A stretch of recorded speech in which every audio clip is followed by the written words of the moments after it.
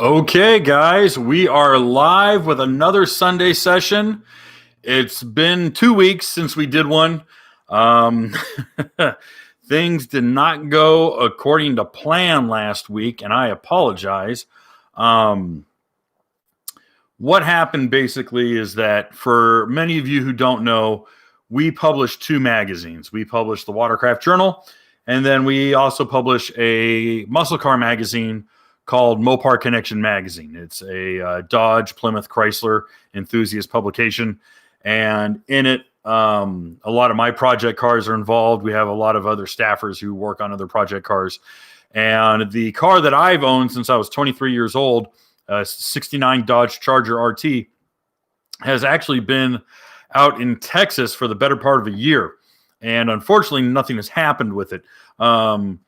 Long story, but finally I got a call late last week, and they said, hey, we need your help moving the car to the installation center. They're Painless Wiring, Painless Performance, who's the biggest name in automotive hot rod performance wiring. They're doing a full head-to-toe wiring on the car. I mean, it's thousands of dollars worth of work, and we're doing an article on it, and also they're using my Charger as a guinea pig. So they're building a harness off of it that is eventually going to be sold to the public. And so I definitely want that product out there. And I was happy to let them use my car. That car is more of a Frankenstein. It's got a million different changes on it and tweaks and all the mistakes that I made in my 20s and 30s and mistakes I've made recently. But they're finally going to actually iron out the wiring. So they gave me a call. They said, we need you out here on Monday morning. So I said, all right, well, I'm driving out Sunday. That meant no Sunday session, Sunday night live session. So I thought, hey, I'll pre-record it. I'll use a GoPro and just do it from the inside of my truck.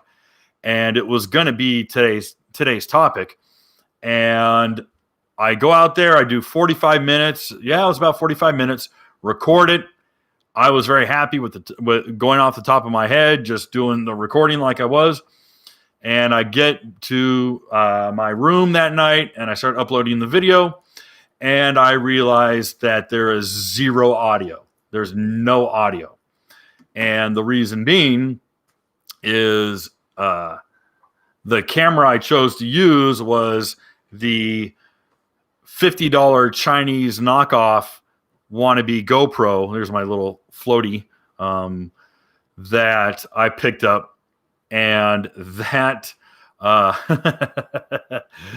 that waterproof case that I got absolutely muted out all of my audio. I mean, you could sort of hear it, but that was the major issue. And last, let's talk about the wear ring problem on the new Sea-Doos. No, because we've already talked about that. That's in a previous video. We've talked about the changes in the wear ring and the improvements that they've made, and that's going to be in a previous video. You need to go to you need to go to the live session category, and we've already talked about it. We spent a whole hour talking about wear rings. Carbon seals. Excuse me, talking about carbon seals. Haven't seen anything regarding the any sort of new wear ring problems. Anyway, so what happened was basically had no audio. I had to apologize to everyone here on the channel, and unfortunately, that was that was what happened last week. So I apologize. You kind of get what you pay for. Last year, everyone's got a 2020 horror story from what happened last year, and for whatever reason, the one problem that I had in 2020 was losing GoPro cameras. I've never lost a GoPro camera until 2020. 2020, I lost $1,000 worth of GoPro cameras. I lost 3 really good GoPro cameras. And it was a hell of a year when it came to cameras for me. So I thought I'd cut a corner and buy a little cheapo, but I've learned my lesson, and all my cameras now have floats on them. So learn from my mistakes and always have a float on it. Always put a life jacket on that. I saw the video where the camera fell off. I have saved cameras. I've had cameras fly off, but previous to 2020, I never lost one. And so I was kind of pushing my luck. And I thought I was pretty lucky. I mean, I've caught a whole bunch. In fact, the second video we ever, I shouldn't say second video, but the second episode of Long Haul, when we test the then brand new Ace 300 or 300 Ace, I should say, 300 Ace Sea-Doos, which was 2016. It was on. I had a camera mounted on the hood of the 2016 RX-PX, and I was blowing through it full throttle. And thankfully, it was a shallow area, and that camera went right past my face and blew off. And I came back around, and I jumped off, and I was about chest deep in the water. And I found the camera, and it was still rolling. So I lit, and the camera. The video ends with, you see the camera go down to the bottom of the lake. It's only chest deep. It was only about 3 or 4 feet. And then what happens is that I catch it and I look at it and I'm like, oh my gosh, it's still working. It's still rolling. So that is a live reaction of me catching it. And then we recently did one where I was at Tim Ford's Lake and it flew off and I jumped off. My daughter was on the ski, but I jumped off and it was still floating. It was sinking, but it was still floating. And I jumped in and I grabbed it and held it up and everyone cheered. Because I was with a big group of people. But unfortunately, this year, 2020, I lost $1,000 worth of GoPro cameras. So, guys, I'm telling you right now, they look clunky. Here, I'll show you. I don't have all of them here. I've just got a handful. I got a little session with. I've got a couple more, and then here's my 8, my Hero 8 Black. With a big life jacket on it. Do not learn from my mistakes, guys. Do not do any camera work without one. I'm begging you. Please. It's a nightmare. It sucks. All right. Let's put these away. I brought props for today's lesson. All right. So let's talk about engine break-in. All right. And I'm going to start with a fun story. All right. And absolutely not first last. Absolutely not. Yes, a big portion of their sales is a big portion. Oh, Mark, you asked a perfectly good, a great question, and I was going to skip it, and that was wrong of me to do so. What's happening with the video that I went down with Jerry Gaddis and filmed? Believe it or not, it was going to go live Thursday night, Friday morning at midnight. And there were, believe it or not, we had one caption flipped. And I don't do the editing myself. I have a really fantastic video editor, and he got the video to me late, and I was under the weather. And I just said, you know what? I'm not pushing it live tonight because we needed to make a correction. And the correction was that we got the weights for the 2020 and the 2021 flipped. Excuse me. And so I couldn't publish that with wrong information. So I was like, I would rather have it right rather than right now. So that video is coming out, Mark, Tuesday night at midnight. All right. So Wednesday morning at midnight. So it's in the middle of the week. It's going to be something for hump day. And hopefully for those guys who don't want to pay attention to anything that's happening on Wednesday for political reasons, maybe this will lighten your day.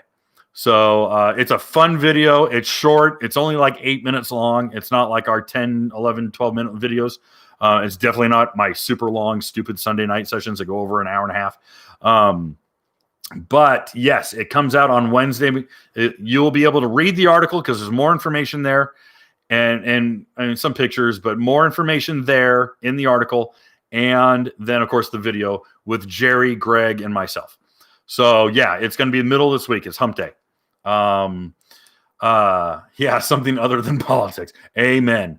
All right. So let's start with a funny story. Okay, so he's a friend, so I'm not throwing anyone under the bus, and I'm sure he'll laugh and chew me out when he sees this. But about a year ago, Brian Baldwin, multi-time national and world champion runabout racer Brian Baldwin went out to do the Mark Hahn. And the Mark Hahn Memorial 300 is, for those who don't know, is literally 30 10-mile laps around Lake Havasu. And for most people, it takes about 5 to 6 hours to do that race. And the biggest thing, obviously, more often than not, is the pitting process. So, because you have to pit, you have to get up on a trailer, they have to tow you out, I think like 20 feet or 30 feet off the beach, and refuel the ski, and swap riders if you're on a team, if you're not doing an Ironman, and then drop you back in and run out and do more laps. So what was really interesting, well, first, Brian was going out, and I forgot his teammate. I forgot who he was doing it with. But Brian had a brand new out of the box, brand new 2020 FX SVHO. He says, listen, it's going to be kind of rough out there. The SVHO is going to be a little more forgiving. I can still get this thing to go 85, 84, 85, 86. So here we go. So he had all the parts he needed from Riva waiting for him because he was renting a house out there. And he went and picked up his ski. He was a couple days before the race. Race was on a Saturday, I think.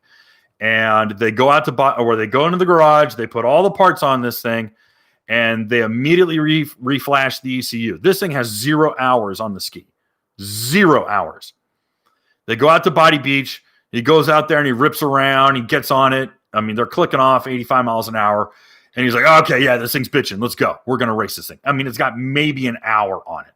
Okay.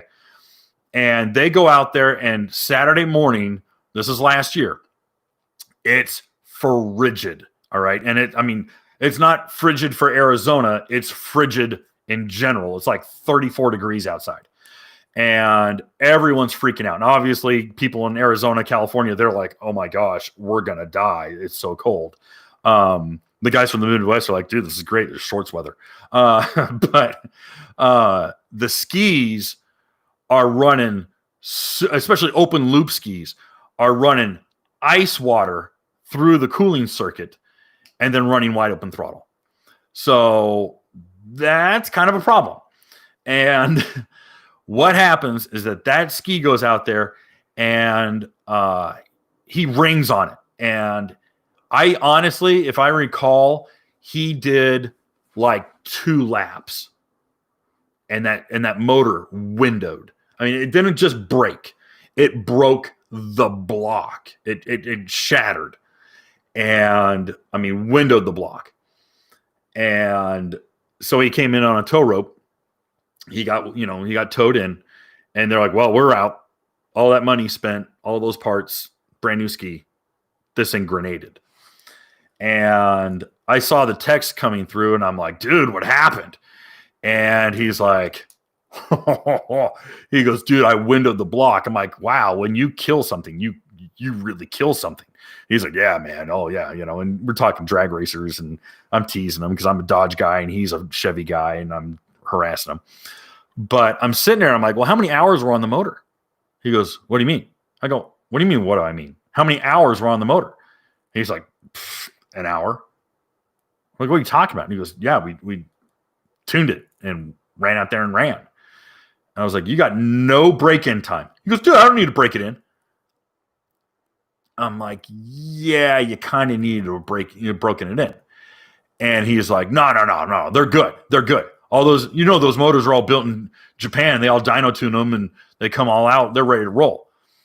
Well, that is true. Yamaha, Kawasaki, the engines are built in Japan. And it is understood that they are bench tested. All right, they're broken, not broken in, but they're bench tested. They fire up, make sure they got oil pressure, make sure that everything's running right. Once it passes and it gets basically a completion card, the engine is blown out, cleaned out, bagged and boxed, shipped out. and then it's unbagged, uncrated, unbagged, thrown in the ski, and then they lower the ski, the completed ski in a tank. They bump it over, it fires, and they literally run it for 5 seconds, 5-10 seconds, because I've seen it literally in person. I've been to the actual assembly plant in Noonan, Georgia, and they just put it in a test tank, fire up. Okay, everything works, everything lights up, and then they pull it around, they put decals on it, and then they bag it and they box it, and out the door it goes. And so those engines are not quote unquote broken in, and the same process pretty much goes for Kawasaki. Sea-Doo is a different process, and I will go into that in greater detail. But the question is, what is a break-in process, and why are they asking you to do this? And I think it bears noting.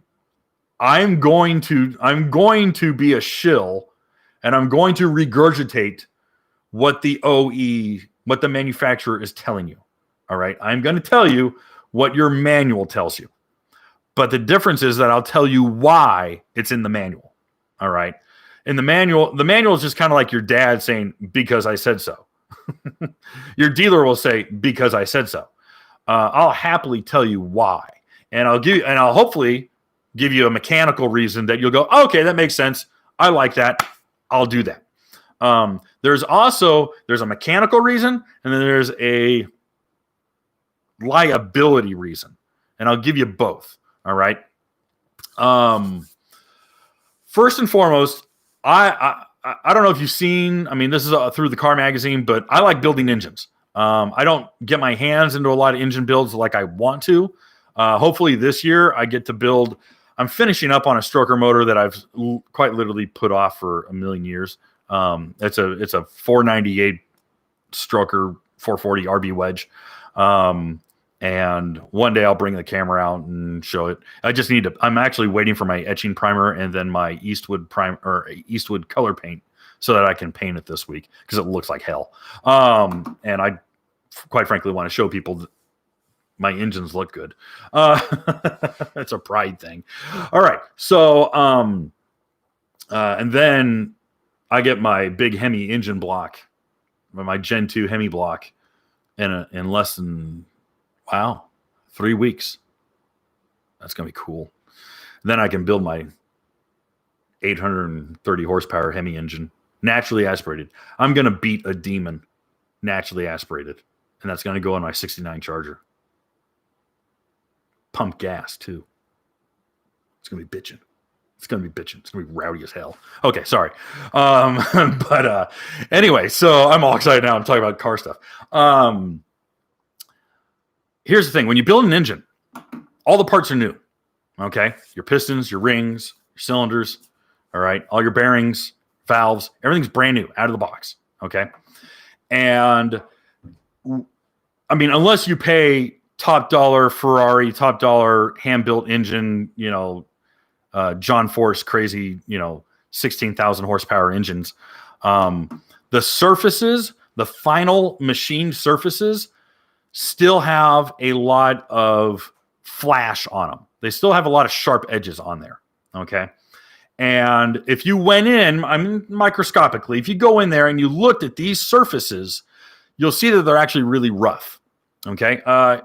Got my prop here. All right. I brought this guy out a couple times. We're going to use it again. For those who are new, this is a Top Fuel Hemi piston, hence the dome on it. Okay. It's a hemispherical piston. This is your big intake, and this is your equally massive, but not as big as the intake exhaust valve. Okay. Intake in, exhaust out. That's the hemispherical benefit of these heads. Okay. So this surface, now this is a very finely machined surface. Okay. This is a really high dollar piece, and this is a little trophy I have sitting on my desk.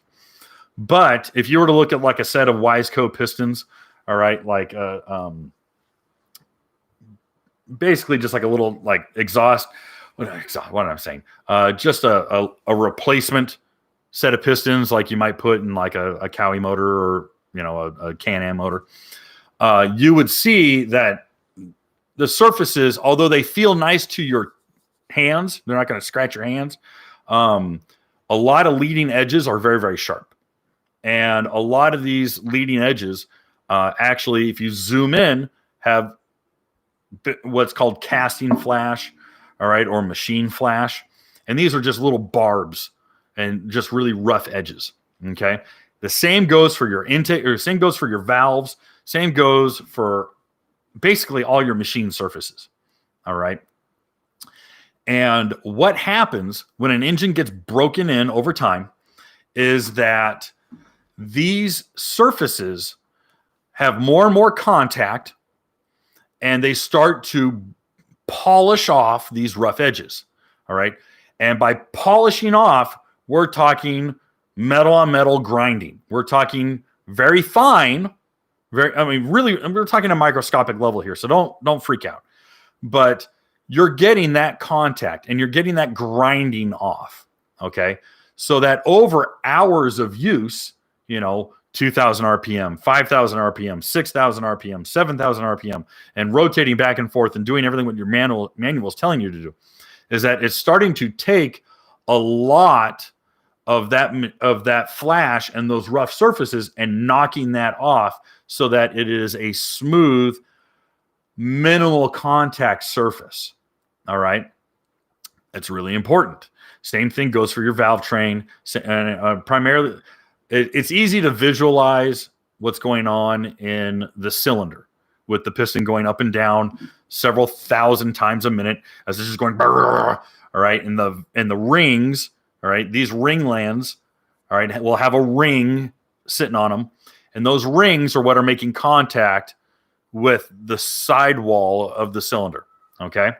And the cylinder itself is not polished. The cylinder itself, although machined, if you guys look at a brand new engine, I can't imagine any of you would, but if you had a brand new engine and you pulled the cylinder head off and you look down in there, and it would have a very pronounced cross hatching. It's a machine cross hatching. Okay. Well, you can literally drag your fingernail on that surface and you'll feel it catch. All right. And if your fingernail's catching on that, imagine what the rings on your piston are doing 5,000 times a minute. Same story. All right. So you'll feel, if you get what I'm saying, there's those really harsh surfaces that need to be machined smooth. Okay. Now there's another process that's happening inside of an internal combustion engine. And this is nothing new. This is pretty simple for a lot of you mechanical guys. And that is heat, expansion, cooling, contraction. All right. It's expanding. It's contracting. It's expanding. It's contracting. So why do they want you to alternate the throttle? Why do they want you to go 2,000 RPM and then 5,000 RPM and then 3,000 RPM and then 6,000 RPM? You're bouncing all over the speed and you're going, what is this? Okay. Well, at 6,000 RPM, your engine is producing a lot of heat. That heat is being caused by friction, by the way. It's also being caused, let's be honest, it's being caused by combustion first, but there is added friction. So I apologize if I mislead anyone on that one. But what's happening is that it gets really hot, and then you slow down, and it cools off, and it starts to contract. And then you get it hot again, and it expands. And then it cools off, and it contracts. And why do you want to do that? All right, that cycle. Why are you cycling the metal? Why is it important to heat cycle those metals? Well, what's happening is that you're tempering the metal. All right, the same way that Japanese swordsmiths would heat up and then cool off, and then heat up and then cool off.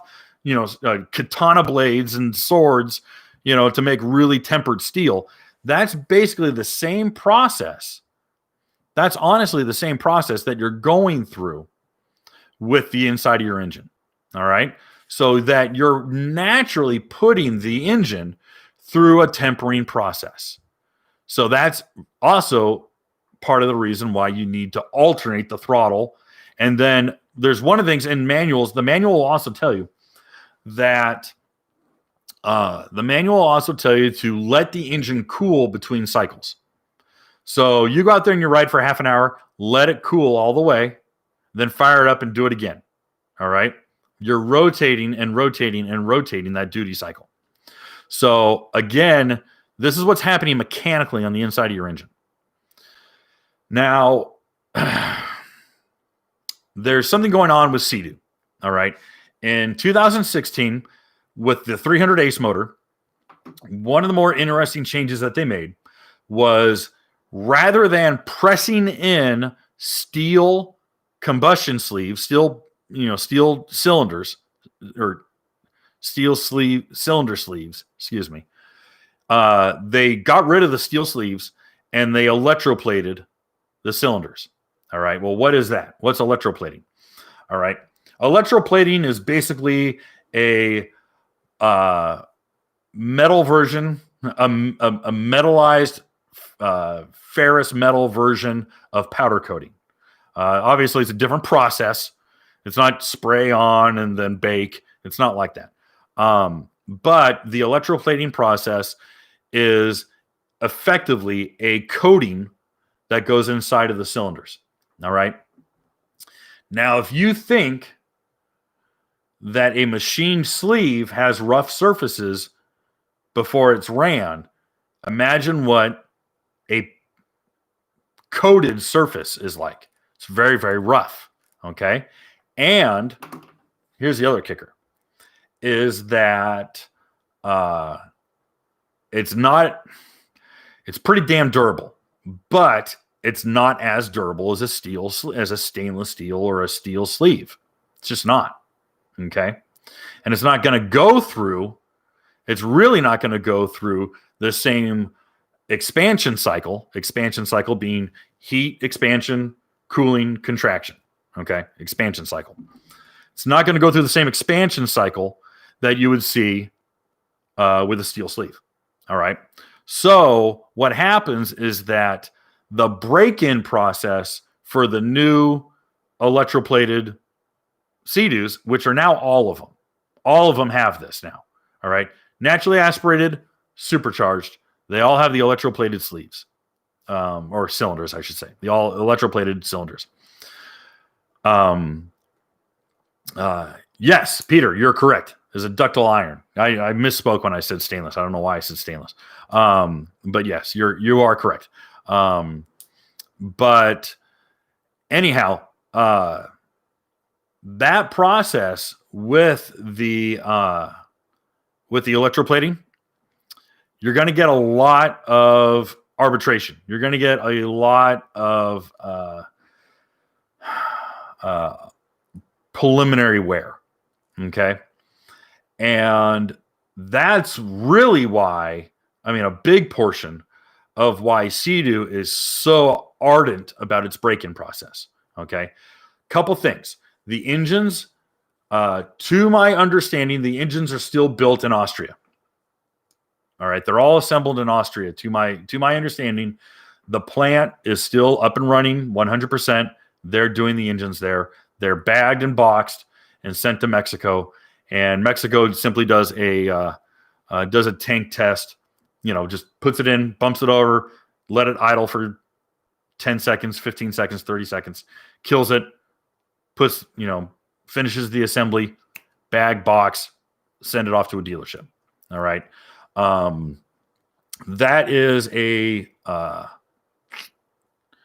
that's not unlike, Noonan, Georgia for Yamaha or Lincoln, Nebraska for Cowie. The difference is that Cowie and Yamaha do a bench testing, and that bench testing has more heat go through it, and has I've seen the certification cards. It's kind of neat. It's half of it's in Japanese, so I can't read it, but it's just cool that it's there. But what? Let's see. Let's make sure I don't. Oh, I totally forgot valve seats. Oh, I forgot all about the valve seats. All right, so rings, pistons, rings, cylinders. We talked about that. Valve seats. All right. Valve seats. Valve seats can make or break an engine. All right, and the seating of a valve seat is basically that valve going into its machined perch, and it has to be in an ideal situation, is perfectly married to the perch so that there's nothing getting through it. There's no extra air. There's no extra fuel getting through that valve. All right. If it's an imperfect surface, all right, and that valve is not seating, frankly, perfectly, your engine performance is in the trash. Okay. Now, what causes a valve to not seat perfectly? All right. What causes that to go bad? Excuse me. Mechanically, that would be the valve spring, the retainer, the perch being mechanically off. All right. Now, one of the things that I've seen is that the springs, I've actually seen really neat endoscopic cameras inside of engines that you'll see the spring very minorly begin to rotate. But it'll rotate to a point and it'll find its happy spot and it'll stay there. And that valve, the valve spring, will not rotate anymore. Okay? Well, in alternating throttle and in alternating RPM, what's happening is that you're confusing the valve train. You're confusing that mechanical action. So that confusion, think of it this way. All right, let me give you an example. Most physical trainers will tell you that the best way to lose weight is not just to run miles. What they will tell you is to go to a gym and to confuse your heart rate. All right. They'll say, go on the stair machine for 3 minutes at this speed, and then go to the treadmill, walk, cool down your heart rate, and then jump back on the step machine or go on the ladder machine over here or go on the rowing machine. And I want you to row as hard as you can for 4 minutes and then go back and cool off on the treadmill and then jump onto this machine for 3 minutes and then go back here. And you do that for a half an hour. So your heart rate is going, rah, rah, rah, and you're jumping all over the place. Well, what is that doing? All right, that confusion of your heart rate. Well, that's building up resistance and tension on your heart. So you're building up confusion is kind of stop harmonics from setting up. That's true. That is true because what happens is that if you maintain a certain, and that's a good point, Peter. Thank you very much. And guys, I will go through all of your questions. I will go through your questions at the end of this. I don't want to leave any question unanswered. So don't think I'm ignoring you. Please don't. I'm trying to chew through my notes before I get, because I'm Captain ADD. I will look at questions and answer those before I finish my notes here. The harmonic issue is similar to what I was talking about the spring rotating. Is that if you're just wide open throttle out of the gate, that spring may not ever find its happy spot. And what that does, that causes premature wear on the perch points on that spring. So that spring is wearing when it shouldn't be. And no, you're not interrupting, dude. It's 100% my fault because I'm like, ooh, look, I'm ADD. So anyways, but that is very true because, that alternating and confusing process is helping the engine find its groove, quite literally find its groove. And so that is why it's so imperative to be doing that. All right. First, I talked about the heat cycle, the expansion contraction heat cycle. All right. That's number one. Number two is for those moving parts that do exist, the rings. I mean, the rings on the piston do actually rotate. They have a knack of rotating. Same thing with valve springs. Same thing with valves. Valves will actually turn until the contact point, whether it's a rocker, like an actual rocker pushing the spring down, like on a Sea-Doo, or an overhead valve or overhead cam, like a Yamaha or a Cowie. And that rotation, that contact point of the camshaft will wear a very nice, hopefully not terribly aggressive, but a very nice perch or groove into the top of the valve. All right, the stem of the valve. So, and again, going back to, that's one thing mechanically that can cause a valve not to seat correctly. The other thing is contamination. And contamination is primarily carbon buildup. And so alternating throttle and really confusing the throttle and confusing the RPM will help keep carbon buildup and other contaminants from building up on those valve, what's called the tulip of the valve. The tulip is the round trumpet part of the valve. And that outer edge can actually build up some carbon very early in the break-in process. And it can break in. I mean, it can happen because there's so many chemicals and so many things that are being flushed through, fuel line, from the tank to the fuel lines to the filter to the carburetor or to the throttle body, the injectors. There's just a lot of chemicals that are in there because they're all brand new machined. Those parts might have sat on a shelf for 6 months and they have them oiled down and they don't clear out the oil on the inside of the, cylinder head or the inside of the intake manifold. So that might be one of the contaminants that gets on the valve. So again, it's imperative to alternate or confuse the throttle, just like your manual tells you to do. All right. So per the manual, Yamaha and Kawasaki both say an hour and a half. I talked to Jerry about it, and Jerry's like, I don't reflash an ECU until there's 2 hours on it. I said, really? And he goes, I build engines. I know what goes into engines. So an extra half an hour isn't going to cost me much. And I was like, okay, fair enough. I trust you. And I've talked to a lot of guys who are in the same boat. Hour and a half is bare minimum. 2 hours, it's an extra half an hour. Sea-Doo not only wants 5 hours minimum, but they'll actually restrict the throttle. They won't give you full throttle for the first 5 hours. My understanding is that you don't even get sport mode for the first 5 hours. And if you do get sport mode, it's kind of a lie. And you know what, Piston? I'll tell you what. I have a section on one of my notes that literally is talking about flat tappet camshafts and break-in oil. I was actually going to talk about it. So if you want to talk about small block Chevys and 32 deuces and hot rods and guys who are breaking in flat tappets, we can do that.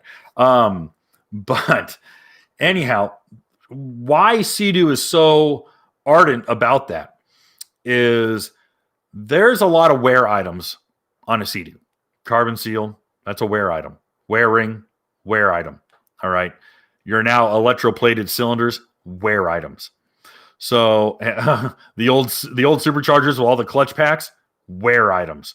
So there's a lot of wear items on a Sea-Doo. And the idea is that these wear items give out before more expensive stuff gives out. The problem is that the carbon seal wearing out could really ruin your day. That's an expensive wear item, especially if you don't take care of it. But the 5 hour process is to really ensure that the engine is fully operationally broken in. All right. You have rockers instead of overhead cams. You have the electroplated cylinders. You have, quite frankly, a lot of engine blow-by. And the superchargers. So they're really trying to get that engine duty cycled. They really want that engine to expand, contract. The other thing that I kind of left out, it's not so much an issue anymore. I wouldn't say that. I think it's less of an issue. I wouldn't say it's not an issue, but I say it's less of an issue. And the break-in process for a lot of guys, especially engine builder guys, is making sure your bearings are in good shape. All right.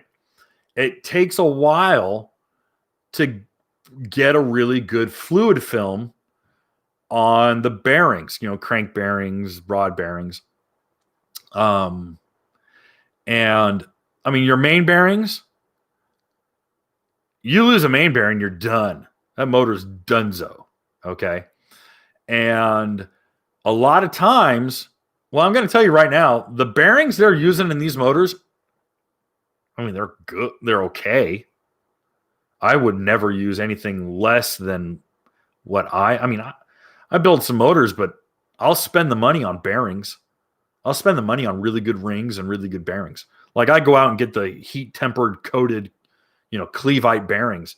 I mean, I'll go broke on bearings because you live or die by your bearings. And I keep thinking of Fletch. It's all ball bearings these days. Ball bearings. It's the future. Ball bearings. But the main bearings on a Sea-Doo, okay. I mean, they're good, but none of them have the really good temperance. None of them have the really good beveling. None of them have the really good coatings that you see in the engines that I build. And I'm building old stinky Dodges. So it's kind of crazy. And the rebuild kits, they're not any better. So I'm really surprised by that. I've talked to the guys at Cleveite because I work with them in the car magazine, and they're like, dude, the demand is minimal. And so instead, you're going through SBT buying a rebuild kit, and you're like, okay, great. And SBT is getting all their stuff out of Taiwan. So, I mean, take that for what it's worth. Now, I'll tell you what, if, Cleveite and those guys, Total Seal, they start making, the big brand names that I know in the car industry, if they start making really bitching, really bitching bearings and stuff, I'll put it on the magazine for free. I don't care. But that's something. I mean, a lot of you guys might be tuning out going, I don't know what any of this means. So I apologize. But again, making sure that you have a really good fluid film, making sure that you're not bluing, blue, B-L-U-E, blue like my sweatshirt, which is for sale, by the way, at our Teespring store, which I've hyperlinked at the top of the chat section. So if you like the hoodie that I'm wearing, please buy one and support the magazine. But sorry. The idea is that if you got too much heat going through your bearing, you're going to discolor the metal. It blues. It turns blue. And your bearing's junk then. It's distorted, and you're going to grenade your motor. So that's why you want to heat cycle through there. That's why you want to be able to do exactly what the manufacturer's telling you to do when it comes to breaking in your motor correctly. All right. So that's really the rule of thumb when it comes to that kind of stuff. Now, let's see. Talked about Cowie, talked about Yamaha, talked about Sea-Doo.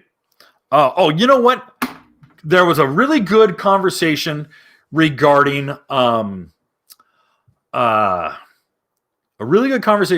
whether someone should use the learning key or eco mode in breaking in their engine. And for Cowie, the learning key, I mean, yeah, you could. You're supposed to be limiting your RPM anyway. Cowie out of the box really doesn't hamstring you when it comes to full throttle.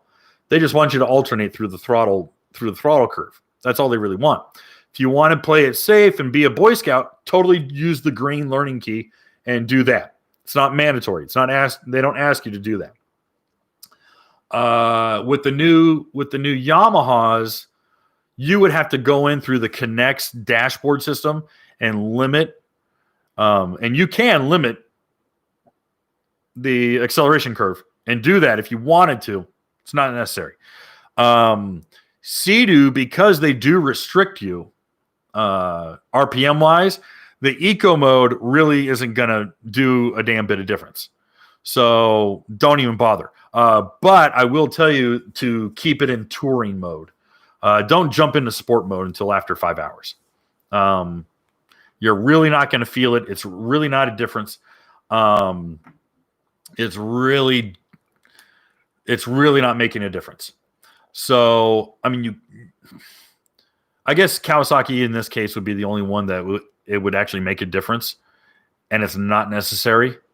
But if you want to play it safe, you can. Sea-Doo's already hamstringing you. Yamaha, it's not necessary. So, plus, honestly, you want to go through the RPM cycle. You want to. So, I think you'd be doing yourself a disservice by using the learning key or going into Connect and restricting yourself. So, that's my 2 cents. Your dealer might say otherwise, but mechanically, I would say it's better for you to go through the whole duty cycle and go through the whole throttle curve, just because you want to break in that engine correctly. Now, why? I had someone ask me this a couple of weeks ago, and he said that the dealership was like, you don't need to change the oil after you break in your ski. And I kind of lost my cool. And the reason I lost my cool over it was because I think the dealer's trying to do the guy a solid. I think the dealer's thinking, hey, man, your oil's still good. The oil's not hurt. Go out and ride it. And I would say, yes, the molecular bond of the oil has not begun to break down. The oil has not broken down. The question's not about the quality of the oil. The question is about the contamination of the oil. Think of the electroplated Sea-Doo in this example. And you have this piston going ape for 5 hours, grinding that electroplated surface smooth. Well, where does all that stuff go? Doesn't go out the exhaust. Doesn't flutter out the exhaust. It cycles through all the oil. All right. So your oil is absolutely impregnated with all of this fine, very microscopic, but fine debris. It's you might not see it. You could pull the oil out and you're like, this doesn't look like glitter. This looks great. Human eye. I'm not talking about your human eye. It's not going to look like you grenaded a bearing. All right. It's going to be a really fine silt. All right. And that crap is going all through your engine at 8,000 RPM. Just it's going through your bearings. It's going through your rings. It's going up into the valve train. All right. Into your rockers, into your valve seats. Or your valve perches, I should say. Sorry, not valve seat, but valve perches. It's going in through everything. So after you break in your Watercraft, I don't care if it's a Yamaha or a Sea-Doo or a Cowie or a Honda or a Tiger Shark, change the oil. I say typically probably 10 hours. 10-hour oil change. Because you want that crap out of that engine. Okay? And I'll go back to Piston's point. Was long time ago. All right? Long before I had gray in my beard and in my hair. We were building flat tappet, not roller, metal on metal, hot rod, small block Chevys and small block Mopar motors and things like that. Okay? And what was happening was that when you built an engine with what was called break-in oil. No joke. It's called break-in oil. All right? And break-in oil was heavy. Well, the old stuff in like the 70s and 80s was swimming in lead additives. All right? Because the lead additive acted as natural lubricant. All right? Now the EPA gets all butthurt and they don't like lead and they want lead out of there. So what comes around in the late 60s, early 70s is STP. Remember Richard Petty with STP and he wore the big cowboy hat and the mustache? All right? STP. STP was that additive that would be added to engines because oil didn't have lead in it. Gasoline didn't have lead in it, unleaded gasoline. All right? And it was a natural lubricant. So it was an additive lubricant, all right, on top of oil. So old black moly paste. Oh, I remember that crap. Oh, the carbon paste. Yeah. I remember the moly. Yeah, I know it. So anyways, what happened was that when you broke in an engine, you ran it for like an hour or two. All right.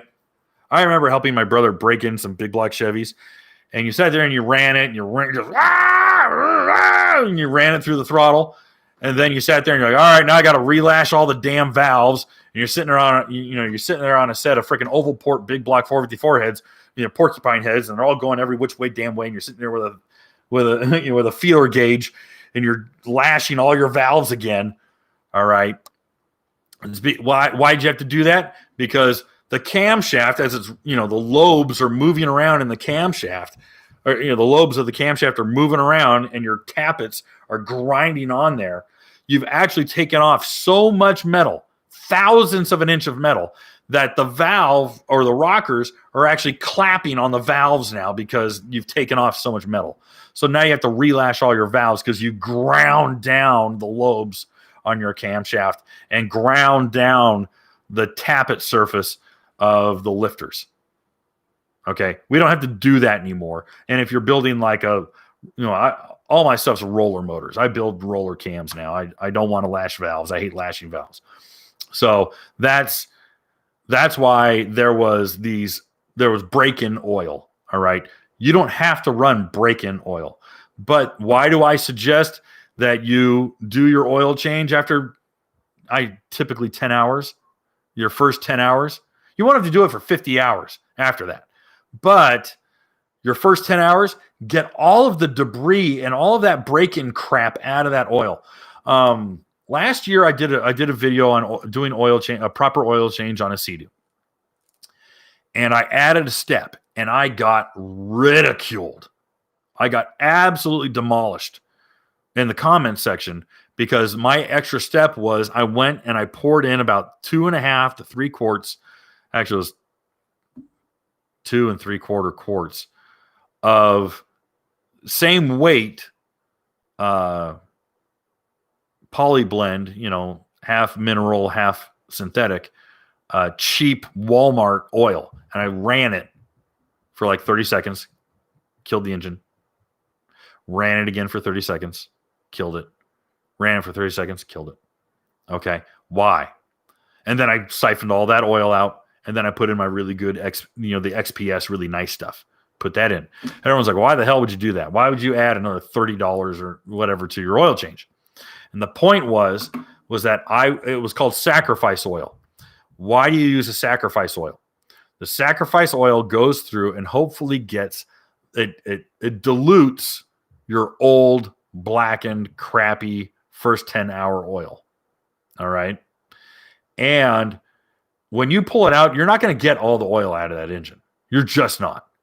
All right. If you can, you're a miracle maker, because I've never been able to get all the oil out. Okay. Super hard. So you dilute it to help get all that contamination out. You want to get as much contaminated oil out as you can before you put in your really nice, expensive stuff. Okay. That's me in my old hot rod education, sacrificing some cheap oil to help get the rest of that crap out. It's a flush. Thank you. It's a flush. So that was the purpose of that. All right. Sacrifice oil, break-in oil. All right. I think I've hit all the boxes. All right, guys. So basically, follow the manual. There's a reason to follow the manual. And you follow the manual not because they tell you to. You can be a good soldier and you listen to what they tell you to do. But this whole exercise today was to give you a reason why these procedures exist. All right. These procedures exist to extend the life of that engine. All right. You want to get as many hours as you can out of your ski. All of you do. It's an expensive product. It's an expensive purchase. By all means, you want to get as much out as you humanly can. And so letting it break in and doing everything you're supposed to do is the surefire way. It's not a guarantee, but it's the surefire way to extend the life of your engine for as long as possible. All right. Hopefully, this added a little bit of meat to the bone. Hopefully, this made you guys go, okay, I'll buy that. That sounds good. Let me go through the questions. We'll see if I didn't already answer them. And if you guys got other questions, feel free to ask. I'll spend the next 35 minutes or so going through these. But let's see. Bluetooth mouse is asleep. Come on, wiki. There she goes. All right. Let's scroll to the top. We got some good questions. All right. Hello from New York. Talked about that. Saw the video where the camera fell off. Yeah. This break-in is mostly for Sea-Doos and Cowies, right? I remember you saying that the Yamahas are mostly pre-broken in, or was I mistaken? As I said, it's not so much a break-in. It's a bench test. And I can't even tell you for how long they run it. I want to say not very long. But they do run it through the throttle cycle. It's a little bit better than what Sea-Doo. It's not better. It's a little bit more than what Sea-Doo does. So that's why the break-in period is so much shorter. All right. That's the one I saw. Do you think Yamaha sales volumes are mostly in rental fleets? No. Because I'll tell you what, the number one selling Watercraft for 4 years in a row is not a rental unit. It's the VX Cruiser HO. It's the VX Cruiser HO. Not even the VX Cruiser. It's the 1800cc, 1812cc VX Cruiser. That's not a cheap unit.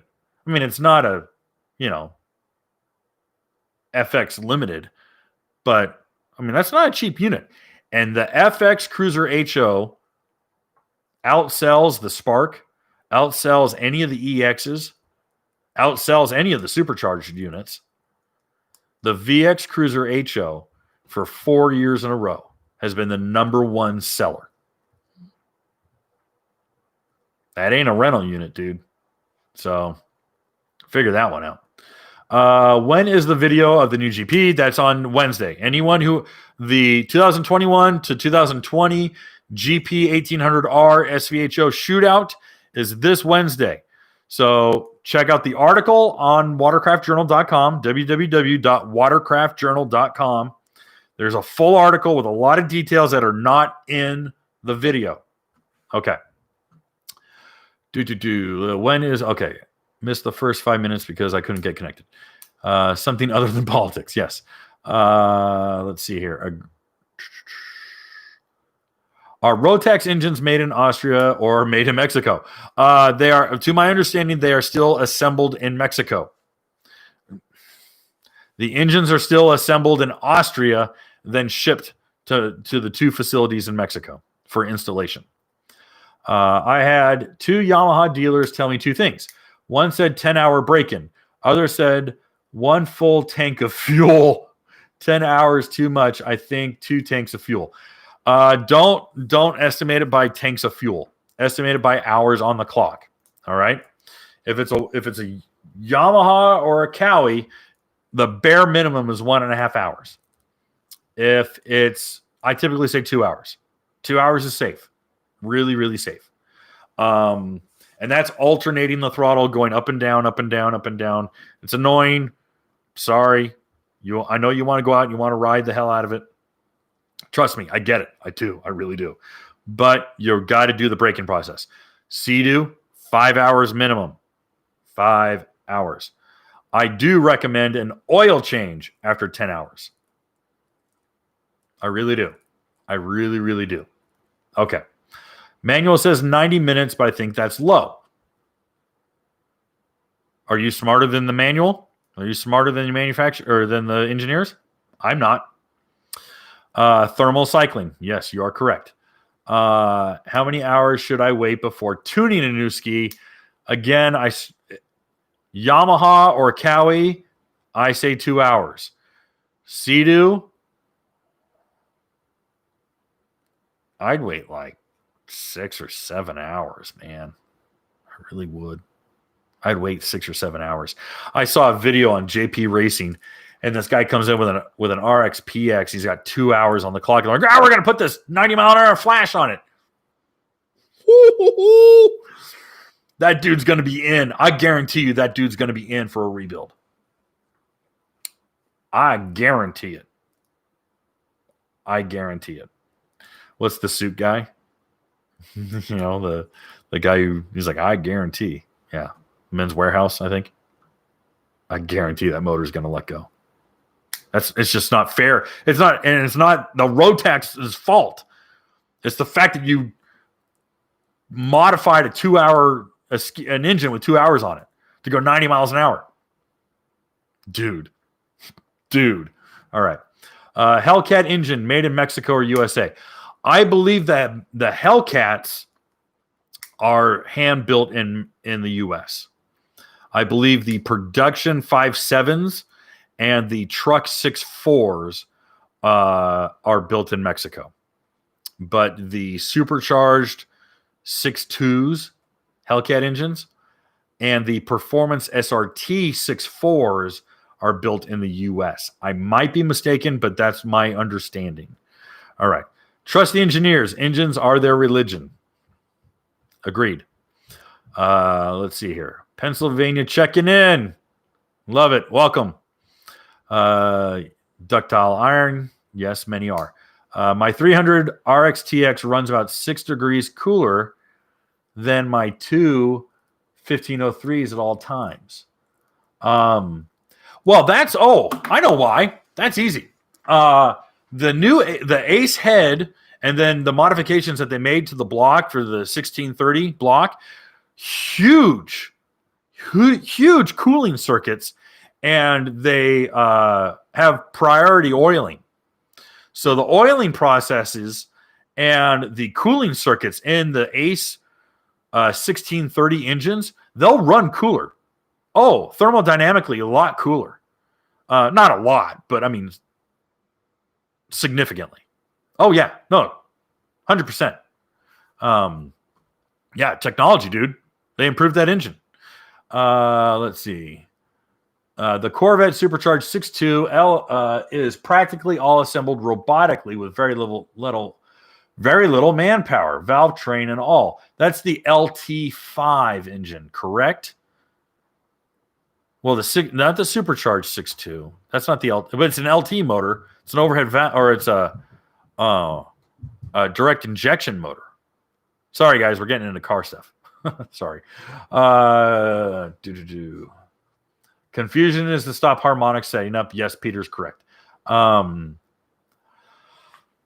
Hey, guys, I think next week's video, I already know what the subject's going to be. And I'm probably going to get a really nasty letter from Dave Bambus at Riva. And we're going to talk exhaust systems. We're going to talk about through hull exhaust versus free flow exhaust versus modded water box versus stock. And I'm going to tell you right now, 99.8% of the time, a free flow exhaust makes just as much power as a through hull exhaust. I am not a big fan of drilling holes into skis, especially below the water line. I mean, resale value is one thing. Another thing is, for everyone who complains about Sea-Doo sinking, there's a lot of guys drilling holes in the back of their skis. I don't get it. I'm going to talk about back pressure. I'm going to debunk a lot of exhaust system myths. And I know I'm going to talk car stuff. I know, because the best explanation I'll sit here with a set of polished Doug Thorley headers and be like, hey, here's how headers work. Because I'm an idiot. But I think it's important that we talk about exhaust systems, because there's a lot of guys who will tell you, oh, back pressure. I'm like, you don't know what the hell you're talking about. You want to talk about pulse width? I'll wear you out on that crap. Okay, sorry. So if you like engine tech, I think next week we're going to talk about exhaust systems. All right. Except the old style flat tappets, we always wanted the lifters to rotate to even out the wear on the cam. Well, yeah, they will rotate, but they will rotate in the seat, the valve seat. They will eventually catch. They will find their place. If it's still moving, woo, that's a problem. I think my Honda OEM are very good bearings. Let's see. Honda spent a lot of extra money on that engine. Those Honda engines, the 1.5 liters, the F15s. What was it? A 1498, I think. Or was it a 1492? Yeah, it was a 1.5 liter with a 2-stage dry sump. Yeah. They spent a lot on that engine. That engine was way over-engineered for a personal watercraft. That's why I think they're still bitching. All right. Eco mode doesn't work with the learning key on the CDU. Well, yeah, but there's no more learning key. They got rid of the learning key. Let's see here. So the main reason for the 5-hour forced software limiting is because did the supercharged versions. Oh, I forgot something. I forgot something.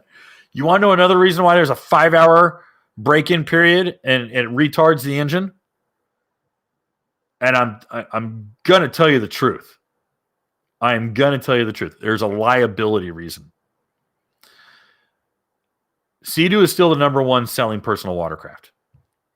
And of the tens of thousands of personal watercraft that they move every year, how many of them are sold to people who know what the hell they're doing? Not a lot. I'm super being a jerk. But honestly, and I'll tell you what, there are people who've been riding jet skis for 30 years, still don't know what they're doing.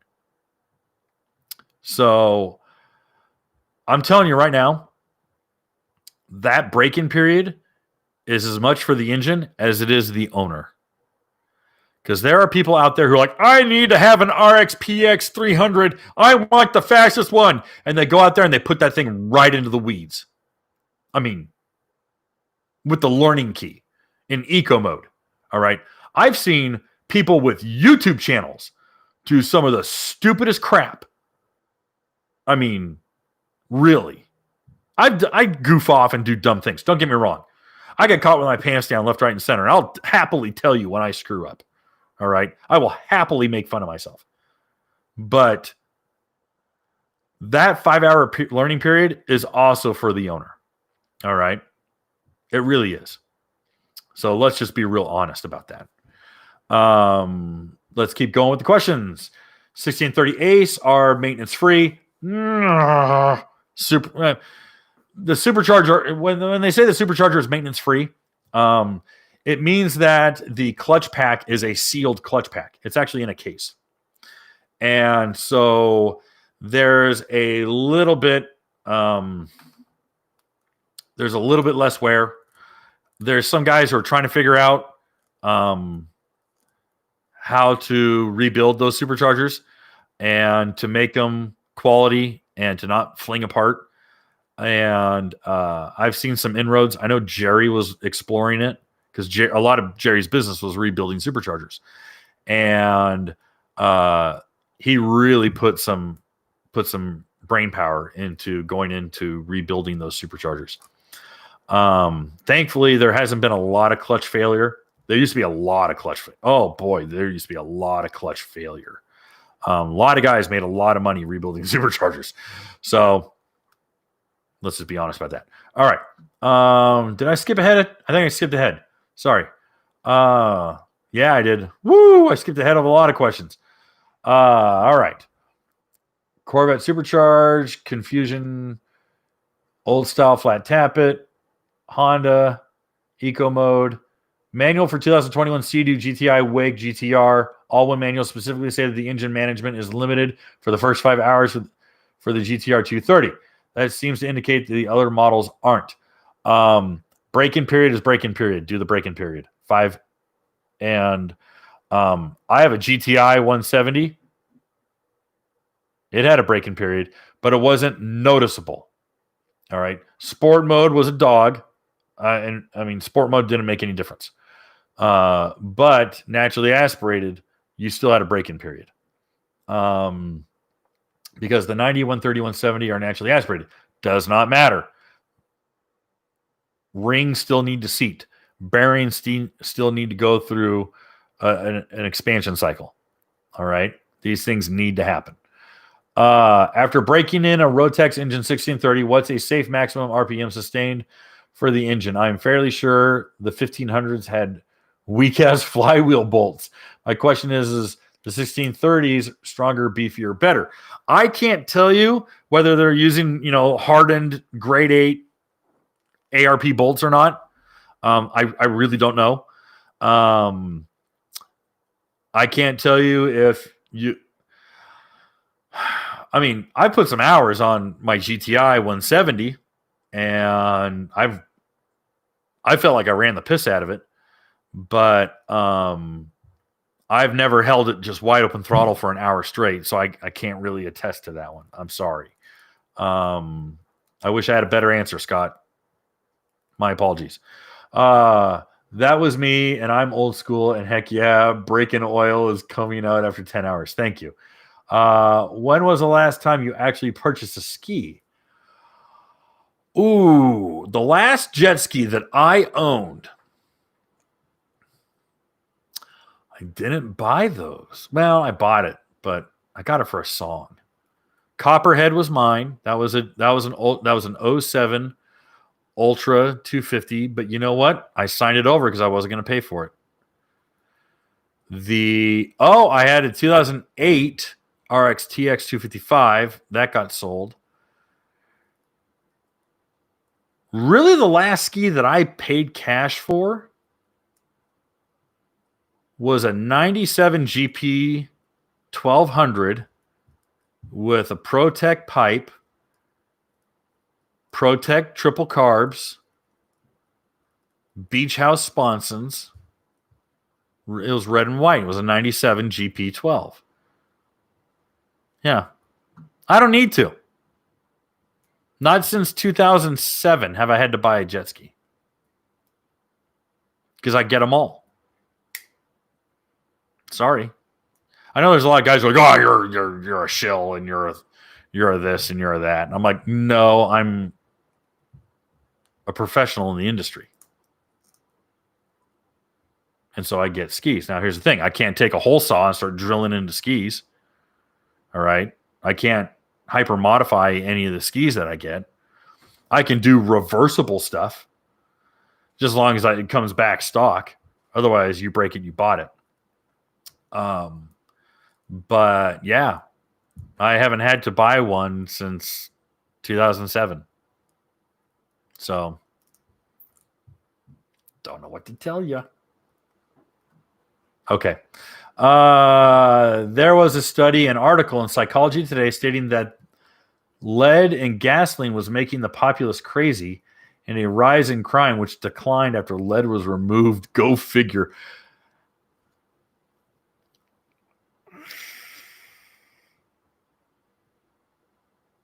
I don't know about that one. Causation and correlation. If you told me mercury was in the gasoline, I'd buy it. I mean, don't get me wrong. Psychology Today, Watercraft Journal. What do I know? Maybe there's something to it. All right.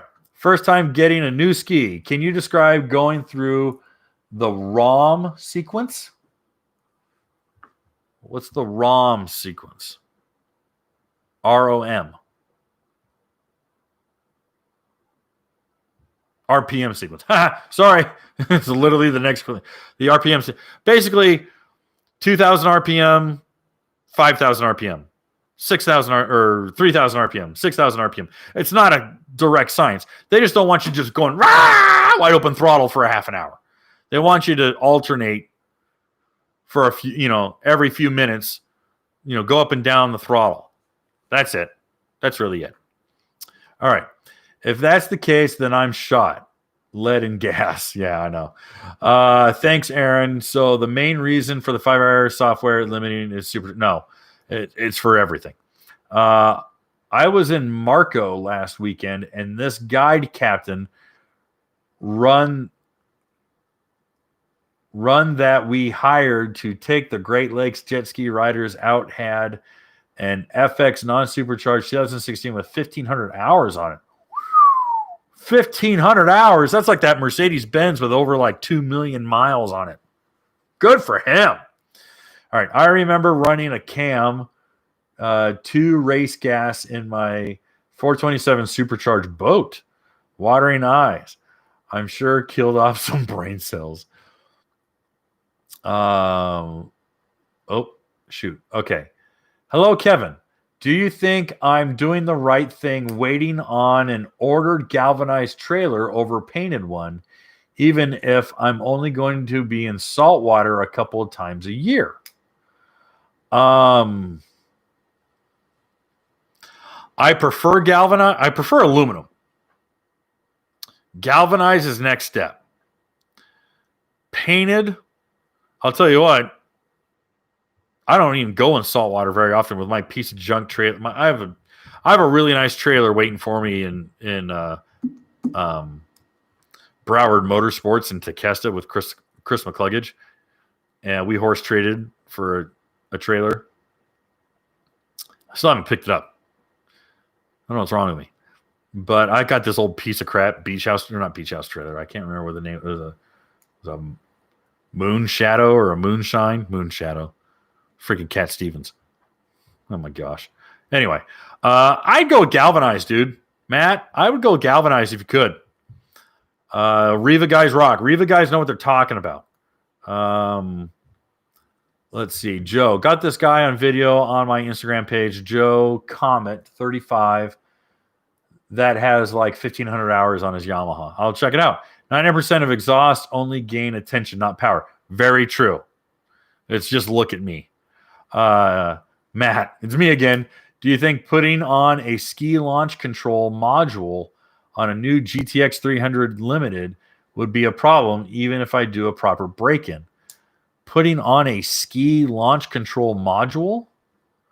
Oh, you mean the X Series launch control? You're still not broken in yet. So the launch control module won't make a lick of difference. Because let's say you have a brand new RX TX 300. You still got to break it in. It's still going to restrict you. All right. But launch control is a lot of fun. I mean, how often are you going to use it, though? Is it worth all the money? Anyway, when I spoke about Honda bearings, it was in general. Oh, okay. Just get the X module unless you're pulling skiers. That's probably the best, is just get the X module if you need it. You know what, man? Honestly, screw all that. Go to Riva and spend, what, $58 and go get the SCOM. Go get the speed control override module. It goes on in 40 seconds. I'm not joking. I did a video on how to put it on, and I did it on the water, for God's sakes.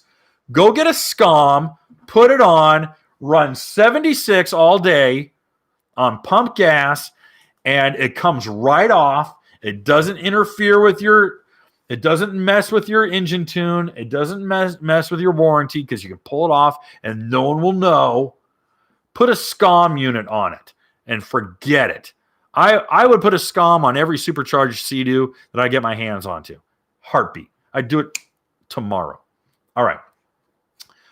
20% of new buyers are chowderheads. Not lying. Not lying. Of course, look at boating too. I'm not going to comment on that one. Let's see. I was just wondering why Sea-Doo doesn't limit all of the models with a software limit for the first time. They do. They do. It's just not as noticeable. They do. It's just not as noticeable. All right. The manual says do the Breslin, I presume you mean break-in, period, regardless. Just why only software limit? It doesn't. Stop it. All right. Okay. Easy Rider in the EU are carrying the bits to rebuild the 300 supercharger. I think they have something to do with the factory engines. Interesting. I didn't know that. I'll check them out.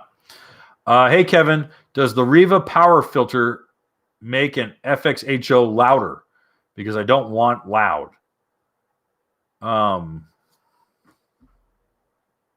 The power filter is just air.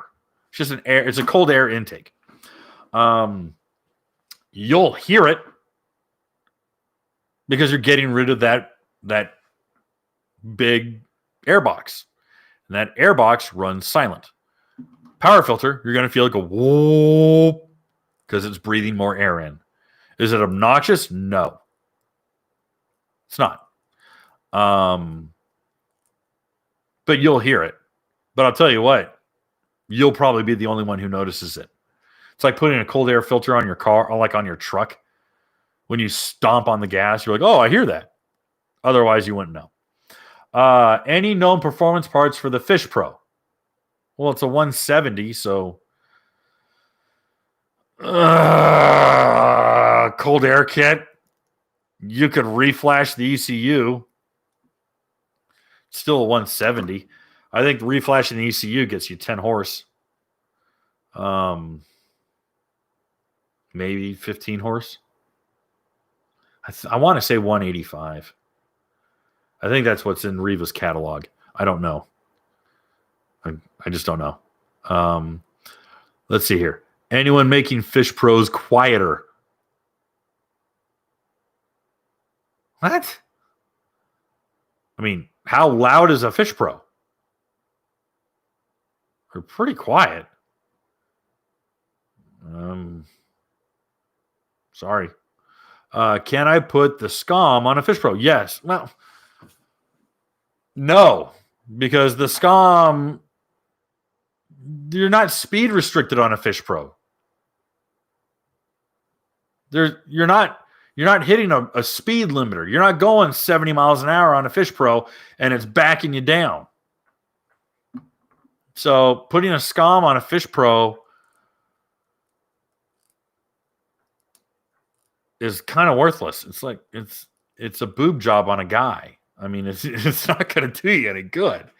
No, the top end is not governed. Got to sneak up on those fish.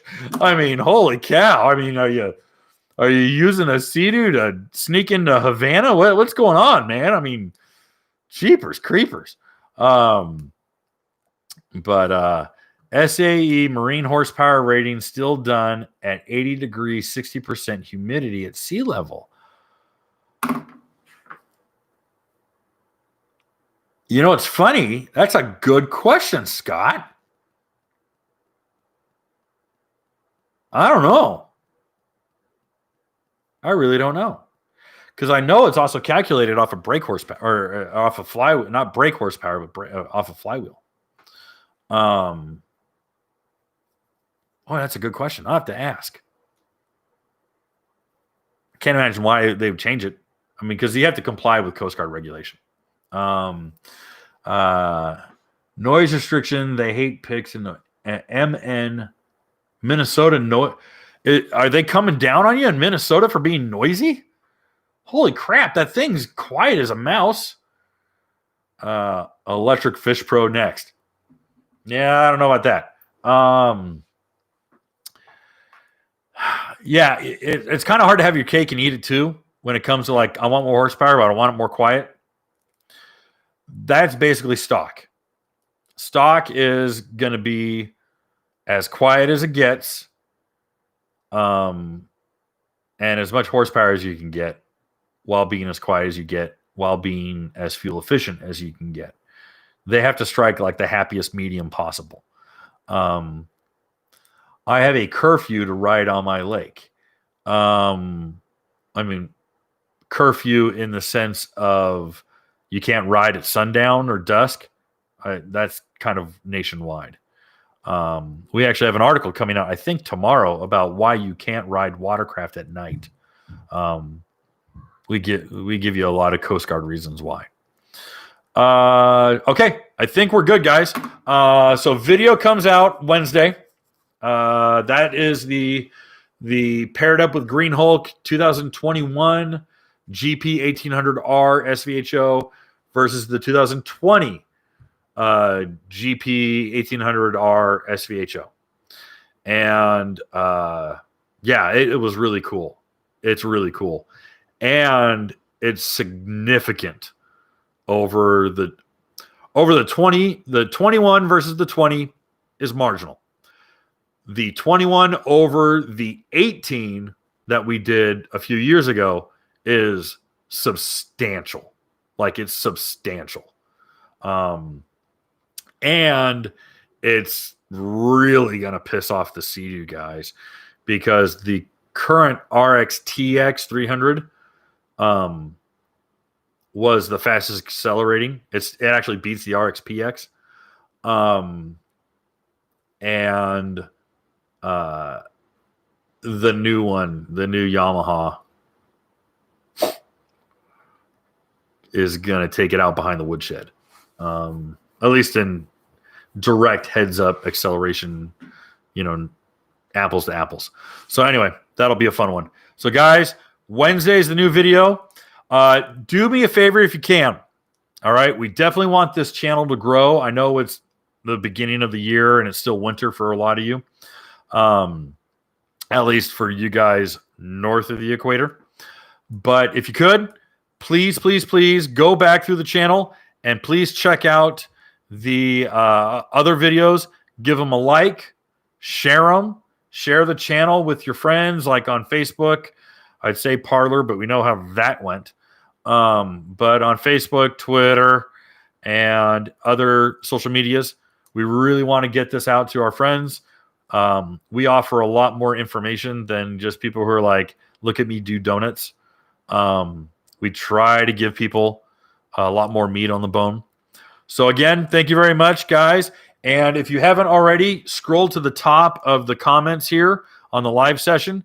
Please go check out our Teespring store, where you can get hoodies like these, t-shirts, same, the logo. We also have some other fun logos. And we also put a link up for our auxiliary fuel system. Please go check it out. We did a handful of videos on the fuel system that we now offer through the Watercraft Journal. It is 100% reversible. You don't have to drill into your ski, and it adds another 12 to 13 and a half gallons of fuel capacity to your watercraft and extends your day. All right. And so that's something that we really want to get people excited about for this year, is the auxiliary fuel system. And we're going to go from there. And GarageBound. The Cumberland 440, will the Fish Pro be able to hang at all at 50 miles per hour? Yeah, if there's other guys going 50. If there are. Is the GP 1800 a good stable ski? I've always have a rider with me, and my EXR is very unstable with a bigger passenger. The EXR will be unstable with 2 up. The GP is meant for racing. It's more stable than an EXR, but it is meant for racing.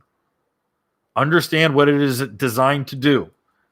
A Greyhound is not a sled dog. Right? All right. In a pinch, can I run off moonshine? No. Too much sugar. There's too much sugar in it. All right, guys, we're done. Thanks again. We appreciate it. We're coming in exactly under an hour and 30 minutes. I think that's a new record for me. All right. Thanks again, guys. Please share the channel with your friends. Please go through, like, and share. We definitely need to bump that algorithm on YouTube. It's high school popularity politics. So please help us grow. I can't do it alone. I need your help. And everyone here is a fan, and we definitely need your help. So please go through, like, and comment. And I don't care if you put your favorite brownie recipe, for all you care. But thanks again, guys. We really appreciate it. And next video Wednesday, and then next Sunday's live session is about exhaust systems. All right. Have a good night.